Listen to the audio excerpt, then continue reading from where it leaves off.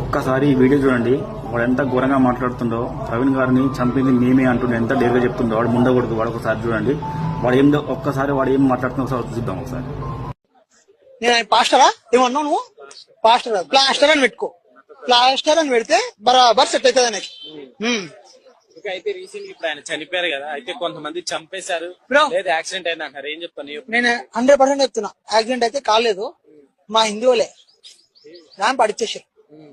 ఎందుకని అట్లా చెప్తున్నావు? మరి ఎన్నన్నా అట్లా చంపడం తప్పు కదా? తప్పే లేదు బ్రో.